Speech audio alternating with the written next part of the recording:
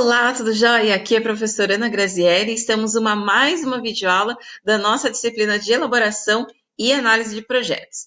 Nessa videoaula, a gente vai falar sobre 3 assuntos diferentes, sobre gerenciamento de contingências, execução e controle de projetos, mas que estão todos relacionados, intimamente relacionados, por assim dizer. Então, vamos lá começar um pouquinho com essa reflexão de hoje?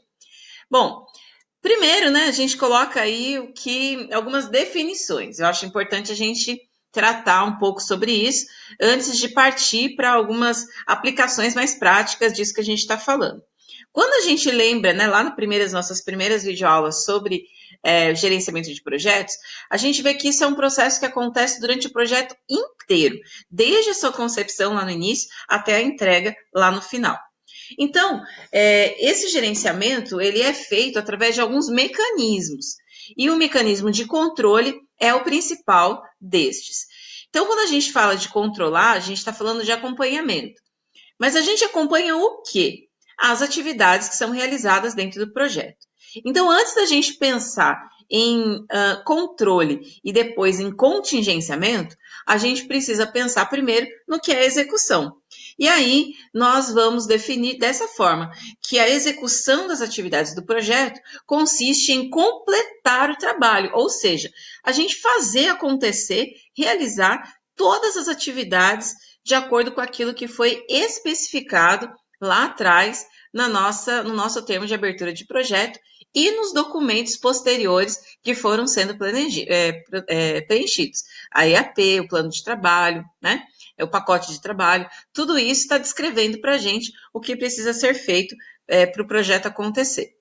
Então, mediante a execução, que começa a partir do momento em que a gente encerra o planejamento e o projeto está ali correndo, a gente começa também a ter os instrumentos de controle, ou seja, os instrumentos que vão servir para a gente acompanhar o desenvolvimento do projeto e ver se esse desenvolvimento está atendendo os critérios de desempenho que também foram pensados lá anteriormente. Então, por aí você consegue ver que tanto a execução quanto o controle estão presentes em todo momento, a partir do momento em que o projeto começa a rodar, começa a funcionar. Então, é obrigação do gerente de projeto fazer esse acompanhamento, estar ali atento o tempo todo para a gente poder pensar aí em um projeto que seja de fato eficaz. E essas ações, né, tanto de execução quanto de controle, elas integram o que a gente chama de gestão integrada de projetos. Então, o que vem a ser isso? Quando a gente pensa num projeto que é feito de forma integrada, a gente está pensando que o tempo todo o gerente de projeto está conduzindo a execução do trabalho e, ao mesmo tempo, controlando todos os indicadores de desempenho para observar se existe alguma mudança que precisa ser feita para que o projeto atenda aquilo que ele se propôs lá no seu escopo. Então, é muito importante que, ao pensar em gestão integrada de projeto, a gente tenha consciência de que a execução e o controle têm sempre que estar ali juntos, alinhados, olhando para aquilo que foi feito no planejamento inicial, para não se perder de vista o escopo do projeto. É uma missão muito difícil, muito complicada, e que o gerente de projeto precisa ter pessoas que o auxiliem a desempenhar essa tarefa de uma forma mais, digamos assim, não mais fácil, mas de uma forma mais eficaz, para que a gente não perca muita informação nesse processo de acompanhamento, tá certo? Então, o que a gente precisa controlar em termos de gerenciamento de projeto? Principalmente esses três pontos que eu coloquei aqui, que são o escopo, o prazo e o custo do projeto. Que de alguma forma vão ali delimitando para a gente aquela tríade de restrições que a gente tem nos projetos, que eu já falei desde a primeira aula, e acho que toda aula venho repetindo, que é a questão do custo, do prazo e da qualidade. Bom, como é que a gente vai controlar o escopo, né? Que tipo de pergunta a gente precisa fazer para ver se o escopo ele está sendo bem atendido? Então, a pergunta-chave é: o projeto que está acontecendo ocorre da forma com que havia sido pensado em termos de especificações e padrões de desempenho lá atrás? Então, essa é a primeira pergunta, eu acho que é a pergunta principal, de fato. Então, para a gente saber se o escopo está sendo bem conduzido, a gente precisa sempre ficar olhando aquilo que foi definido para ver se está sendo executado do jeito que deveria ser. Essa definição é tanto em termos de padrões, né, de requisitos, de especificações, como também em relação aos itens de desempenho. Se está dentro daquilo que a gente esperava, em vários padrões que são constituídos dentro de um projeto. Em relação ao prazo, é muito importante que a gente olhe se o cronograma está sendo cumprido. Então, a pergunta-chave é: todas as atividades do projeto estão acontecendo conforme o cronograma? E aí você vai lembrar daquela nossa videoaula em que nós falamos de gerenciamento do tempo, né, gerenciamento do prazo, e como que a gente tem que estabelecer os caminhos críticos do projeto, ou seja, aqueles caminhos, aqueles fluxos de processo que vão demorar um pouco mais de tempo para serem consolidados. Por quê? Porque o caminho crítico, como por natureza já é aquele que a gente sabe que vai ter alguma dificuldade para acontecer, porque ele vai demorar mais do que o outro, sobre ele que a gente tem que ter maior atenção, porque se der galho nesse caminho crítico, que já é por si só complicado, você vai ter também problemas lá na frente, nas outras atividades do seu projeto. E aí a gente tem também o gerenciamento do custo, o controle do custo. Então, a pergunta-chave: o custo do projeto está alinhado com aquilo que eu tinha desenhado lá no início? Está ficando mais caro? Está ficando mais barato? E aí tem uma regrinha de bolso, digamos assim, para a gente seguir. É sempre importante que eu coloquei aqui. A variação, aqui está escrito as variação, é a variação, vou corrigir essa apresentação. Mas a variação, ela ultrapassa os 5%, tanto para mais quanto para menos? Por que essa pergunta é importante? Se ela ultrapassar esses 5%, indica que lá no seu planejamento você fez alguma coisa errada. Ah, professora, mas é bom se variar para menos, quer dizer que eu estou gastando menos. Tá, beleza, quer dizer que você está gastando menos. Mas se você tinha que ter guardado 10 mil reais e você, de repente, guardou 30 porque foi planejado, olha só, né? A gente tem aí um esforço de 20 mil reais para cumprir um projeto que, a princípio, não precisaria ser empenhado se você tivesse feito a conta certa. Você entendeu?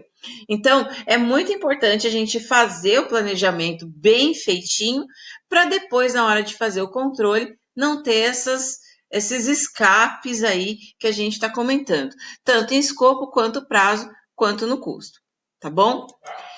E aí, particularmente em relação ao custo e ao prazo, tem uma metodologia que a gente pode utilizar para fazer o cálculo, né? E ver se nós estamos aderentes ou não àquilo que foi pensado originalmente. E aí, essa metodologia tem essas variáveis e essas fórmulas que eu estou colocando para você aqui. Ela se chama análise do valor agregado. Olha que nome bonito, hein? É para a gente pensar como que o valor está sendo agregado no projeto a partir das óticas do tempo e também do custo. Então, para fazer essa conta, a gente precisa ter, primeiro, o VP. O que é o VP? É o valor orçado do trabalho, do projeto. Quanto que eu pensei gastar para realizar esse projeto? Aí a gente tem também o CR, que é o custo real do trabalho, que é aquilo que você está de fato gastando. Ah, eu pensei em gastar 10 mil, mas eu estou fazendo aqui o acompanhamento e eu estou vendo que eu estou gastando 11, 12, 13, né? Ou estou gastando 8, 9, enfim. E aí a gente tem o VA, que é o valor orçado do trabalho, tá? Realizado. Então, aqui na medida do VA, a gente tem de fato o valor agregado do projeto, tá bom? Aí tudo bem. A gente tem mais aqui o indicador do VC, tá? O VC representa a variação do custo. Então, quando a gente pega o VA com o CR, então o VA menos o CR, a gente vai ter o VC, que é a variação de custo, é o nosso delta de custo. Nós vamos saber quanto que variou, digamos assim, daquilo que eu previ para aquilo que eu estou gastando. Aí a gente tem mais um índice, que é o IDC, tá? Que é o índice de desempenho de custo. Então, para a gente calcular o IDC, o que a gente tem que fazer? A gente tem que pegar o VA e dividir pelo CR. E aí a gente vai ter esse índice. Assim como o desempenho de custo, nós temos também um índice de desempenho de prazo, tá? E aí, como que eu calculo o desempenho de prazo? Eu tenho, que é o IDP. No caso, a gente tem o VA sobre o VP. Então, o índice de desempenho de prazo, ele vai utilizar as medidas que a gente criou anteriormente. Então, assim, o que a gente consegue entender um pouco desse processo, né? Que se a gente tiver valores negativos, tanto em VC quanto no VT, ou seja, tanto na variação do custo quanto na variação do prazo, a gente vai ter um indicativo que ou o prazo ou o custo estão estourando, ou seja, eles estão fora dos limites daquilo que a gente estava fazendo o planejamento. E a mesma coisa vai acontecer se a gente olhar para o IDC e para o IDP. A diferença é que se eu olhar primeiro, se eu olhar só para o VC e para o VT, eu vou ter uma medida daquele projeto específico. Se é uma empresa que já trabalha com projetos, se você está envolvido com vários projetos, vale mais você calcular os índices do que essas variações. Então, vale mais você investir na conta do IDC e no IDP. Por quê? Porque com os índices, você consegue aí comparar o desempenho de um projeto com outros projetos do mesmo portfólio. Então, é muito bacana pensar em usar os índices quando você trabalha com projetos de forma mais recorrente. E aí, com base nesses índices, a gente pode estabelecer um tipo de análise, né, que é a análise IDC e IDP, que está presente no livro texto ou num dos livros texto que eu indiquei para você fazer a leitura e que está presente na nossa bibliografia. E aí, essa análise é a seguinte: a gente consegue ter, pensando em termos de cronograma, prazo e custo do projeto, a gente pode ter 4 categorias de projeto. A gente pode ter o projeto lento e econômico, o veloz e econômico, o veloz e caro e o lento e caro. O que significa cada um deles? O lento e econômico significa um projeto que o cronograma está arrastando, ele está atrasando, mas o impacto financeiro disso não é muito grande. Então, o custo está ali controlado.